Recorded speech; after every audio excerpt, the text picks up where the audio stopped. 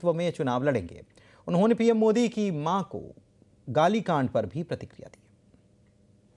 अब वो बिहार जाकर वो कांग्रेस वर्किंग कमेटी की बैठक कर रहे हैं। बिहार अभी तक उनको ध्यान में नहीं आया था। चुनाव के पहले CWC चल रही है, बिहार में मैनिफेस्टो रिलीज हो रहा है।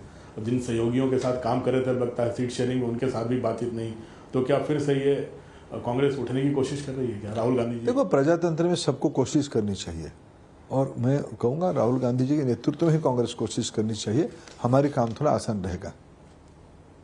आप बिहार के प्रभारी रहे हैं, बिहार को आप काफ़ी समझते हैं धर्मेंद्र जी। जिस तरह से वहाँ पर प्रधानमंत्री जी की माँ को लेकर, दिवंगत माँ को लेकर जिस तरह से पब्लिक मीटिंग्स में अब अभद्र भाषा का प्रयोग हो रहा है और विपक्ष का कोई नेता उसको निंदा भी नहीं कर रहा है, क्या कहेंगे आप? देखो, जिनके पास विवेक ही नहीं है, जिनके पास बुद्धिमत्ता की भ्रम हुई है, जिनको हम कहते हैं, इसलिए तो कहते हैं दिवालिया हो गए हैं। कोई सभ्य समाज में इस प्रकार की वातावरण नहीं रहती है। शत्रु को भी इस प्रकार की कोई व्यवहार नहीं करता। हम तो शत्रु ही नहीं है, हम तो प्रतिद्वंदी है, प्रतिस्पर्धा में हम लोग हैं। हमको आदर करना चाहिए परस्पर, हम तो आदर करते हैं। हम तो आदरणीय सोनिया गांधी जी को जब देखते हैं बड़ा आदर से सम्मानित करके बात करते हैं। ये उनके संस्कार है, हमारी संस्कार कुछ अलग है, उनकी संस्कार कुछ अलग है। जिस संस्कार है वो सभ्यता को प्रतिनिधित्व करते हैं, देश उसको कभी स्वीकार नहीं किया है।